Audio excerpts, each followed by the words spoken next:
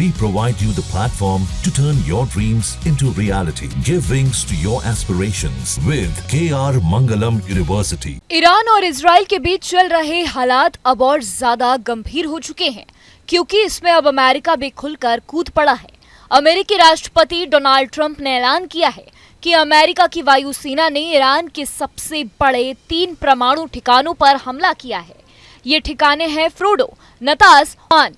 Trump के मुताबिक ये एक बड़ा और सफल हवाई हमला था। अमेरिका की तरफ से ये कार्रवाई ऐसे समय में की गई है जब ईरान का परमाणु कार्यक्रम दुनिया के लिए चिंता का कारण बना हुआ है, खासकर इजराइल के लिए। राष्ट्रपति ट्रंप ने जानकारी दी है कि अमेरिकी फौज ने पूरी तैयारी के साथ ईरान के इन परमाणु ठिकानों पर बमबारी की है और सबसे बड़ा निशाना फ्रोडो प्लांट पर बनाया गया। इस हमले में अमेरिका ने अपने सबसे एडवांस फाइटर जेट का इस्तेमाल किया है, जो बिना रडार में आए दुश्मन के इलाके में घुसकर हमला कर सकते हैं। ट्रंप ने यह भी कहा है कि सभी अमेरिकी फाइटर जेट्स अब सुरक्षित रूप से ईरान के हवाई क्षेत्र से बाहर निकल चुके हैं और अपने बेस की तरफ लौट रहे हैं। उन्होंने इसे अमेरिका की सैन्य ताकत की बड़ी जीत बताया है और साथ ही कहा है कि अब समय है शांति की ओर बढ़ने का। इस समय हमले के तुरंत बाद अमेरिका ने मिडिल ईस्ट में मौजूद अपने सभी एयरबेस पर हाई अलर्ट घोषित कर दिया है। इसका मतलब है कि अब अमेरिका पूरी तरीके से तैयार है कि अगर ईरान पलटवार करता है तो तुरंत जवाब दिया जाएगा। अब अमेरिकी राष्ट्रपति रात 10 बजे देश को संबोधित करेंगे।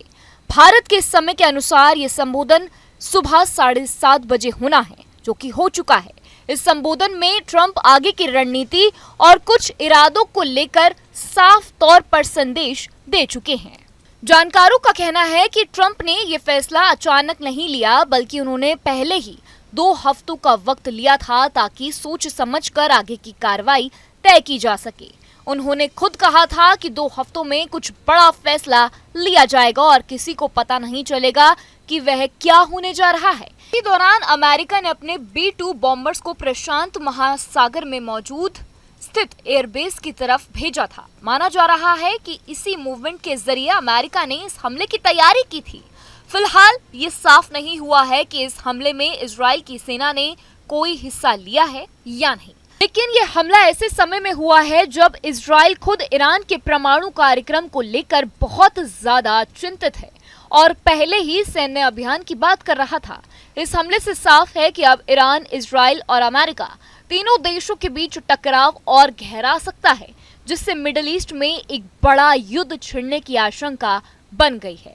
अब सबकी नजरें ईरान की प्रतिक्रिया पर भी टिकी हुई है। जहां भक्ति है हर शब्द में, कथाओं में छिपे हैं दिव्य रहस्य और ज्योतिष देता है जीवन को दिशा। धर्म से जुड़ी हर बातों को जानने के लिए हमारे चैनल स्तुति को सब्सक्राइब करें।